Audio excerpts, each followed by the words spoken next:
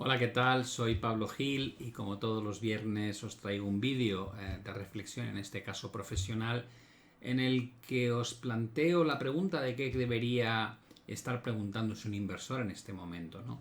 Yo creo que estamos en un entorno muy distinto al que hemos vivido durante las últimas décadas y por tanto uno debería, a la hora de acertar con cómo plantea sus inversiones, ser capaz de pensar más allá de cuánto vamos a tardar en volver a lo que teníamos. Los grandes cambios estructurales normalmente son momentos muy duros para el inversor porque eh, yo tengo al menos la experiencia después de casi 4 décadas ya, que hay momentos en que las cosas ya no son lo que eran, sino que son cosas distintas, ¿no? Y el verlo venir o el estar preparado ante esa posibilidad marca la diferencia entre el inversor de éxito y el inversor que fracasa. Así que permitidme que comparta con vosotros mi manera de verlo, con independencia de si luego es acertada o no. En primer lugar, como siempre os digo, yo no os invitaré jamás a que me contactéis vía Telegram, WhatsApp, en redes sociales, el propio chat de YouTube, a que me escribáis para recibir asesoramiento, recomendaciones o cualquier otro tipo de información. Por tanto, cuando veáis mi cara, cuando veáis mi nombre pidiéndose ese tipo de información, es spam, es un fraude, es una estafa, es suplantación de identidad. Por favor, no caigáis en la trampa. Dicho eso, bueno, la desglobalización, ¿no? Para mí es un punto tremendamente crucial en lo que ha ocurrido durante las últimas décadas y lo que va a ocurrir en adelante, ¿no? Entonces, vale, ¿qué crees que afecta tanto en el concepto de la desglobalización como para que debamos estar hablando sobre ello? Digo, bueno, la desglobalización es un proceso que se ha iniciado desde el año 2018 con la guerra comercial. Después hemos visto los efectos del COVID, cuando todo el mundo tiene prioridad por generar el envío de recursos hacia el país que lo necesita por proximidad, es decir, si los tienes tú los consumes el primero y el que está más lejos los recibe más tarde. Y eso puso de manifiesto pues la carencia que suponía el hacer outsourcing de casi todo hacia aquellas áreas donde se producía de forma más barato, ¿no? Cuando pensamos en estos términos, mucha de la producción que se ha destinado a Asia, cuando surge el COVID, pues bueno, descubrimos que no queremos tener que esperar a que nos manden los respiradores, las EPIs o las mascarillas, después los semiconductores y así todo tipo de productos, ¿no? Llega un momento en que decimos, oye, mira, ¿sabes qué? Con tal de disponer de las cosas cuando las necesito, no me importa pagar un precio un poco más alto. Ese es un cambio estructural que afecta directamente a la inflación. Por tanto, la desglobalización, que no es otra cosa que producir los bienes y servicios allá donde más barato resulta, y eso ha permitido que el coste de producción haya ido bajando de forma sistemática durante las últimas décadas, es un factor que debemos tener en cuenta, porque el primer paso lo dimos en 2018 con la guerra comercial, el segundo paso lo dimos lógicamente con el COVID y el tercer paso ha sido a raíz de la guerra en Ucrania y al ver la dificultad que hay a la hora de acceder a determinados productos energéticos. Básicamente el mundo va a pasar, en mi opinión, de primar el coste más bajo posible a primar la disponibilidad de los recursos de una manera garantizada o pseudo garantizada. Y eso, como digo, creo que cambia la regla de globalización igual a menos inflación, desglobalización relacionado con más inflación. Cuando tú te planteas que ese proceso de desglobalización ya se ha iniciado y va a ir a más y no a menos, tienes que plantearte que la forma en la que hemos generado unos costes cada vez más bajos en la producción de las últimas décadas ha llegado a su fin y por tanto la inflación o pensar que vas a volver a unas cotas de inflación como las que teníamos antes tal vez no es el punto correcto de partida. Si miramos qué ha pasado con la inflación durante no los últimos 10, 20, 30, 40 años, sino 100 años, lo que descubrimos, y este ejemplo lógicamente está hecho sobre Estados Unidos, pero ya sabéis que hay una similitud bastante grande entre las economías desarrolladas en estos tipos de información macroeconómica, ¿no? Cuando miramos la primera potencia del mundo, cómo ha sido el proceso de inflación, descubrimos que lo que se vive ahora con este repunte momentáneo hasta 9,1 y luego caídas hacia la cota de 8 en la inflación no es algo nuevo. Es decir, ya vivimos este tipo de situaciones durante la década de los 70 y los 80. Vivimos también este tipo de situaciones en torno a la Segunda Guerra Mundial y vivimos ese tipo de situaciones a principios del siglo pasado. Dices, vale, lo que me estás diciendo básicamente es que el haber estado con inflaciones superiores al 10% no es algo nuevo y que además se detecta que de alguna manera es como un proceso relativamente cíclico en el tiempo, ¿no? Digo, sí, efectivamente. Las grandes fases deflacionistas son las que ocurren después de las grandes depresiones, como pasó después de la depresión de 1929, ¿no? Y cuando miras la inflación no con la estadística oficial, no utilizando el IPC, sino utilizando lo que llamamos el deflactor del PIB, que básicamente, como veis, es simplemente este juego, ¿no? de comparar el crecimiento nominal respecto al crecimiento real y calcularlo en términos de medias de 10 años. Daos cuenta que está suavizado al máximo este dato porque son medias de 10 años. ¿Qué quiere eso decir? Digo, pues que cuando te vas a 1800, en este caso estamos moviéndonos no 100 años atrás, sino 200 y pico años atrás, pues descubres que efectivamente hay periodos de media de 10 años donde las inflaciones pues se mantienen en entornos del 6%, en entornos de 8%, otra vez de 8% o 7%. Es decir, que no hay que minimizar la posibilidad de que de repente vivamos en un mundo donde las inflaciones se mueven entre el 4 y el 6% estructuralmente, entendiendo que 10 años con ese nivel de inflación es algo totalmente estructural. Y dices, vale, ¿por qué haces este ejercicio? Digo, porque tal vez es el momento de plantearse si la desglobalización nos va a eliminar un factor de deflación que hemos tenido durante 3 décadas. ¿Cabe la posibilidad de que tengamos que convivir en un entorno donde la inflación estructuralmente es más alta? Esa es la gran pregunta, en mi opinión. Y dices, bueno, ¿por qué te importa tanto? Digo, porque la inflación es un fenómeno que afecta muchísimo a todos los pilares macroeconómicos, a la política monetaria y a la política fiscal. Y por tanto, a la posible evolución de lo que haga la bolsa, lo que hagan los bonos, lo que haga el mercado inmobiliario, lo que hagan las materias primas. Y dices, bueno, ¿qué tipo de inflación? Digo, bueno, hay una que es puramente monetaria, ¿no? Al final, cuando tú ves el incremento de la masa monetaria, dices, bueno, lo normal es que tengas un efecto directo entre el aumento de la masa monetaria y la inflación que genera esa disposición de dinero nuevo en manos del público y en manos de las empresas. Es cierto que puede haber momentos que, a pesar de haber un incremento de la masa monetaria muy grande, no tengas un efecto inflacionista excesivamente grande porque colapse la velocidad del dinero, que es el uso que le damos a ese incremento de la cantidad de dinero en circulación. Pero en general tienen una relación directa.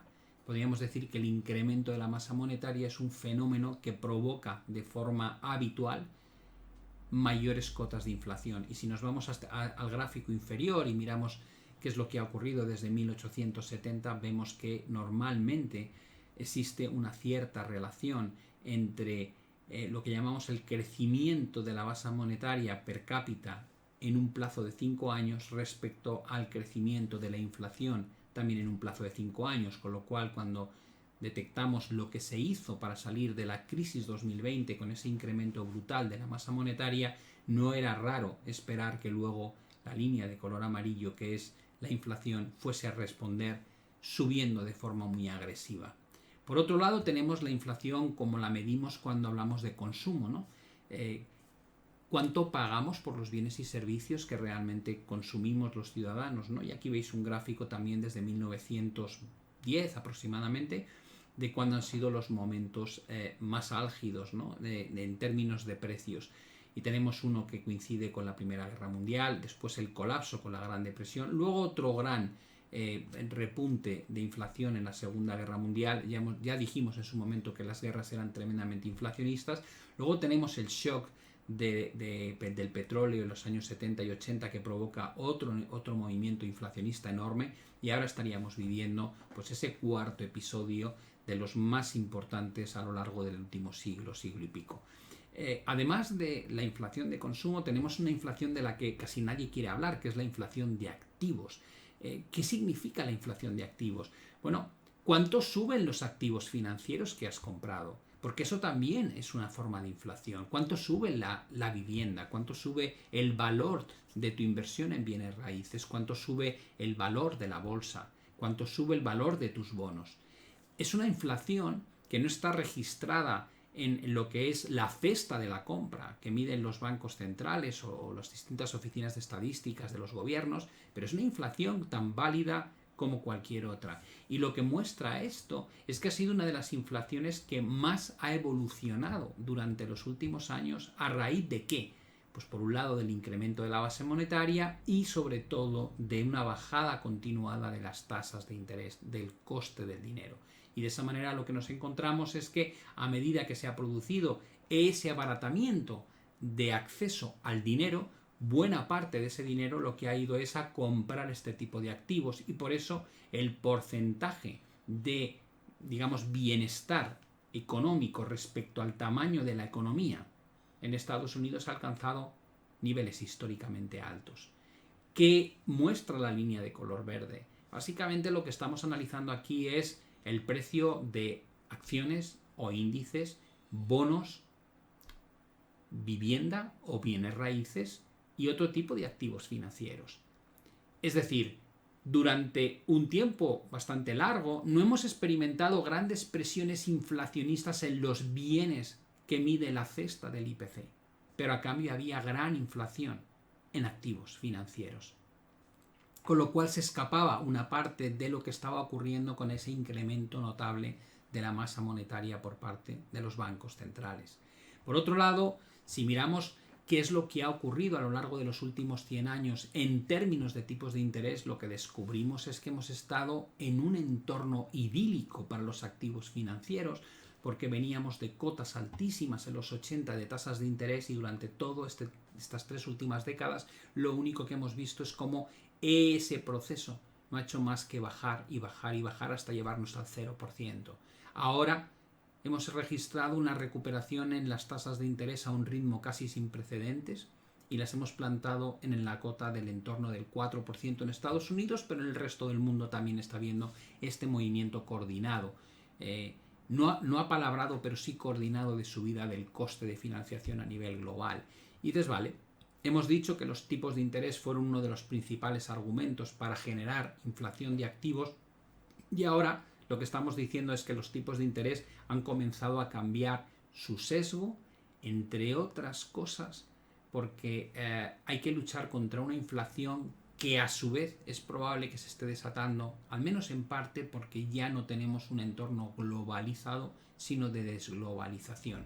A partir de ahí, el siguiente punto que deberíamos hablar es qué efecto tiene esa subida de las tasas de interés en un mundo que está ultra endeudado.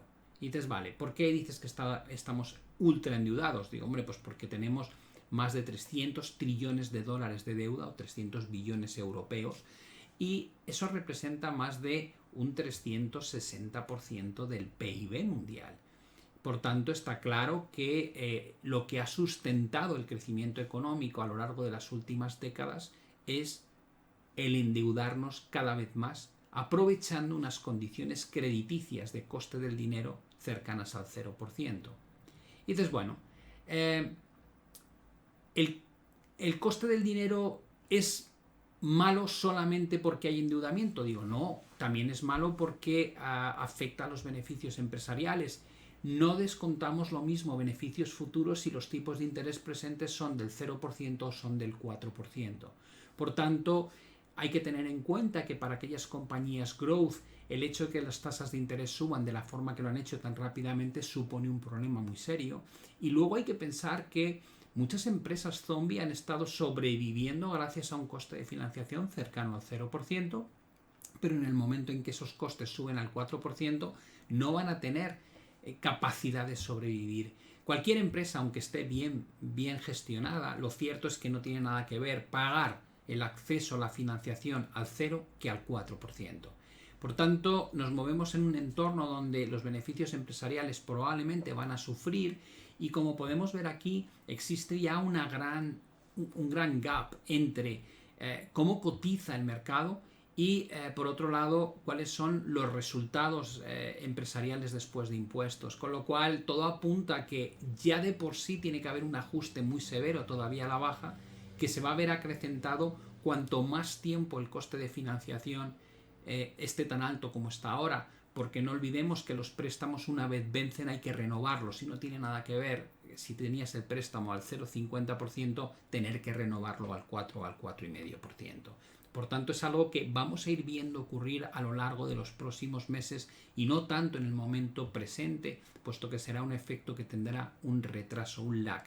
Por otro lado, las valoraciones en términos absolutos son muy caras y en términos relativos, por ejemplo, a lo que llamamos el crecimiento económico, también son muy altas. Como podemos ver en esta gráfica donde tenemos el modelo de Warren Buffett que te analiza cuál es la capitalización bursátil en términos relativos al tamaño o el crecimiento de la economía, a pesar del ajuste que hemos tenido hasta ahora, lo que se puede apreciar es que todavía estamos pues casi un 23% por encima de esa línea de ajuste logarítmico o exponencial más que logarítmico, ese ajuste exponencial que muestra la gráfica. Por tanto, solo volver al punto de equilibrio supone un 23% de corrección adicional, suponiendo que la economía no entre en recesión en 2023, porque como es un ratio, entonces habría que bajarlo todavía más, porque el crecimiento económico se vería restado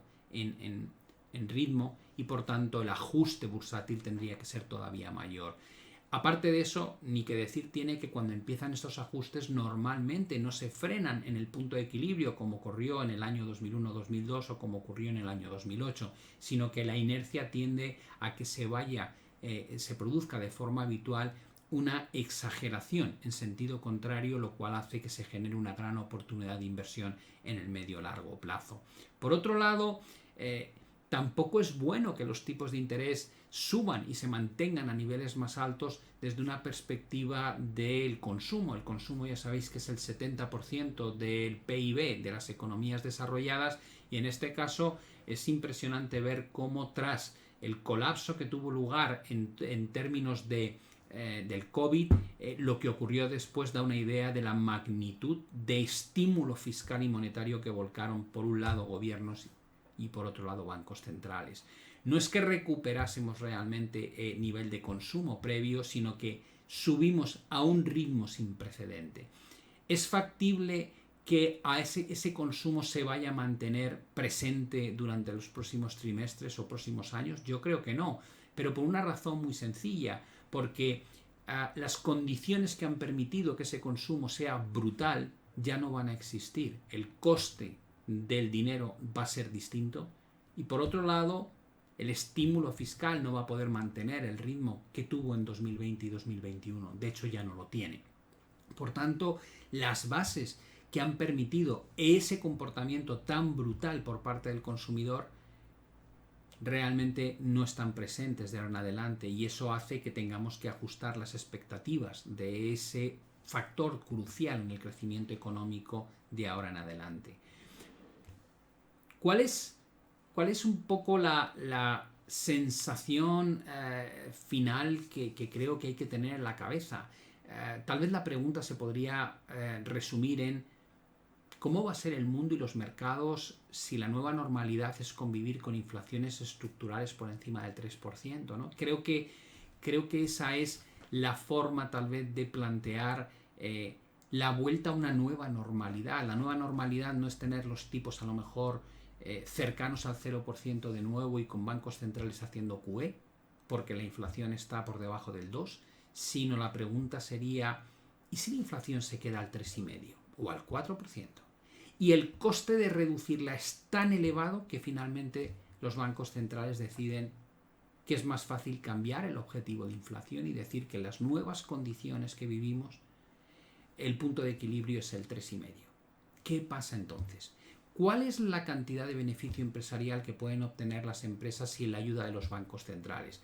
¿Qué pasa con las bolsas si ya no van a contar con el apoyo de los share buybacks porque con ese coste de financiación no compensa realizar la recompra de acciones?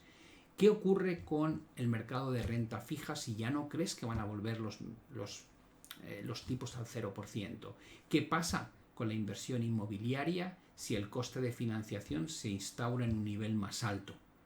Esas preguntas creo que son las que uno debería estar haciéndose en este caso.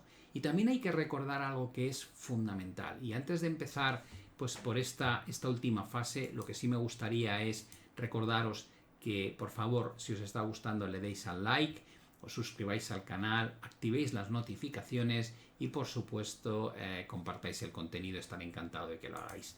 Bueno, como decía, cuando alguien te plantea un escenario que para el que no estás muy preparado, porque tú estás pensando en términos de cuánto tardamos en volver donde estábamos. No es la posición fácil. Alguien podría decirme, y si te equivocas y la inflación vuelve al 1%, te digo, pues ya sabes el resultado. Si vuelves al 1% de inflación, vas a tener lo mismo que tenías antes. Vas a tener estímulo monetario de forma habitual, vas a tener posibilidades de estímulo fiscal de forma habitual, vas a tener prácticas de share buybacks como antes y vas a tener un mercado alcista probablemente que se va a restaurar sin ninguna dificultad después de la corrección que estamos viendo. Ya conoces esa parte, ya has estado ahí. Tal vez el punto interesante es, y si no volvemos ahí, que es un poco lo que intento plantear, ¿no? en este ejercicio, y si no vuelves ahí, ¿qué ocurre? Intentar dilucidar cuál es la cartera idónea en el supuesto de que tengas que convivir con costes de financiación más altos, es algo que no hemos vivido en mucho tiempo y tal vez sea el ejercicio que suponga el éxito futuro, el trabajar sobre esa hipótesis de trabajo. He querido poner aquí unos cuantos gráficos más relacionados con mercados, ¿no? Uno tiende a vivir en la idea de que lo que tiene en el presente va a durar para siempre, ¿no? Y esto nos remonta un poco a 2021, cuando todo el mundo daba por hecho que ese modo de comportarse de las bolsas, esa forma de subir estratosférica, sin descanso, al margen de las valoraciones, al margen de los resultados económicos, al margen de la evolución económica. En 2020 vivimos la peor recesión de la historia y la bolsa estadounidense cerró en máximos históricos. Esa manera de pensar que se retroalimenta a sí misma y hace que el inversor o el particular también que invierte diga, bueno, sí, es lo que hay y como es lo que hay, es lo que va a seguir siendo. No es la forma de hacer las cosas. De la misma manera que no te puedes anclar en la visión ultra negativa, no te puedes anclar en la visión ultra positiva. ¿Por qué? Porque las cosas duran lo que duran y cuando cambian, cambian y te traen a una realidad muy dura. Y estos gráficos creo que lo demuestran. Tenemos compañías como Zoom, que a raíz de la pandemia fueron auténticos focos de revalorización bursátil sin precedentes y que han perdido el 100% de lo que subieron. Ha sido como un sueño. AMC, otra compañía que prácticamente ha vuelto ya al punto de origen de esa explosión que hubo con las apuestas de Wall Street Bets. GME, otra de ese mismo grupo, que también hemos visto que aunque guarda todavía algo de revalorización, no está muy lejos de los puntos de origen, habiendo perdido una parte importantísima de la subida. Pero es que no ha afectado solamente a compañías pequeñas en cuyo caso podrías decir que se ponía en duda la capacidad de generar ingresos futuros. Es que ha afectado a los FANG stocks. Es que hemos visto cómo esas compañías que de alguna manera han sido las líderes del comportamiento del Nasdaq durante la última década y media, cuando han pinchado, han sufrido como si fuesen auténticos chicharros, como si fuesen compañías con poca liquidez. Ahí tenéis Netflix, que antes de empezar a rebotar había caído un 76%, erradicando prácticamente en menos de un año todo lo que había subido a lo largo de 7 años. Por otro lado, Meta, la antigua Facebook, con una caída de un 75% ya, y que nos remonta a precios de 2015. Es decir, perdemos más de 6 años de cotización en tan solo unos pocos trimestres. El fondo de Cathie Woods, ARK, otro que ha caído un 78% y que ha erradicado toda la efervescencia y la euforia compradora que generó durante 2020 y principios de 2021.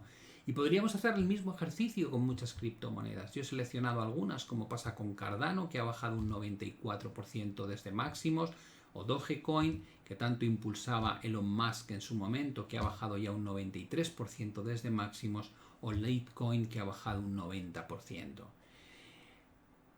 Para cerrar este vídeo, tal vez lo que me gustaría dejar claro es que si quieres sobrevivir en este mercado, si realmente pretendes ganarte la vida trabajando como inversor, tanto si es para terceros como si se trata de inversiones a título personal, tienes que aprender a pensar en términos de todo es posible. Y dices, ya, pero es que no todo es posible, Pablo. Digo, bueno, pues ya has cometido el primer error. Tienes que pensar que todo es posible. Todo es posible. Entonces, ¿por qué?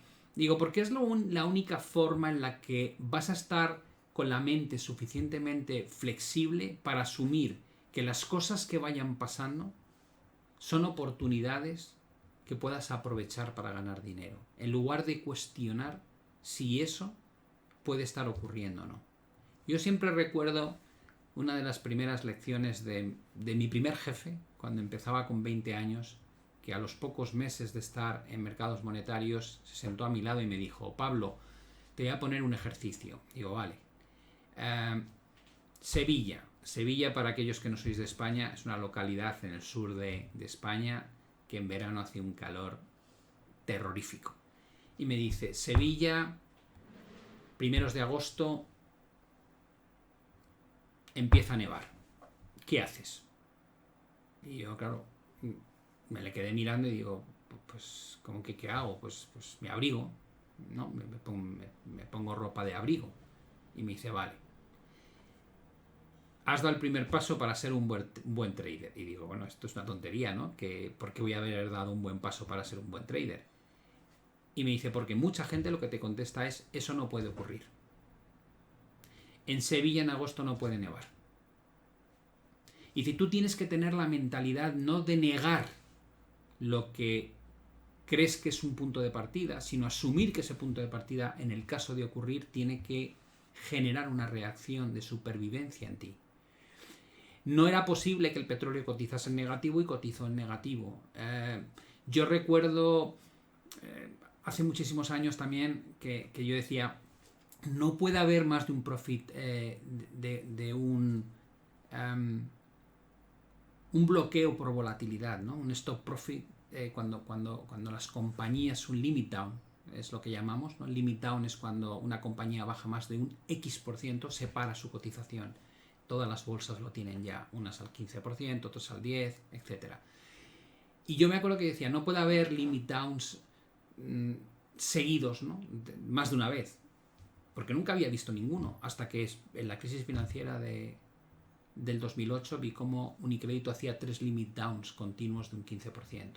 Y dices, ¿cómo pueden? ¿Me estás diciendo que perdí un 45% sin darte tiempo a siquiera reaccionar? Digo, sí, exactamente eso. Tampoco podían quebrar el sistema financiero. En 2008 y quebró en buena parte hasta que lo intervinieron. Tampoco podían confiscar el oro los estadounidenses a la gente, y lo hicieron, porque si no ibas a la cárcel. Tampoco podías confiscar la plata a unos gestores de los cuales tenéis un vídeo del que hablo, y ocurrió. Tampoco se podía abandonar el patrón oro, y ocurrió. Es decir, el mercado está lleno de situaciones que antes nunca habían ocurrido, y lo cual hace que creas que no es una posibilidad, pero la realidad es que para sobrevivir tienes que pensar que todo eso puede pasar. Es la única manera. Si no estás con la mentalidad adecuada, si no tienes la flexibilidad mental para asumir que todo es factible, cualquier cisne negro se te llevará por delante. Espero que os haya gustado la reflexión. Como siempre, que tengáis muy buen fin de semana y nos vemos ya en la próxima emisión. Un saludo y hasta la vista.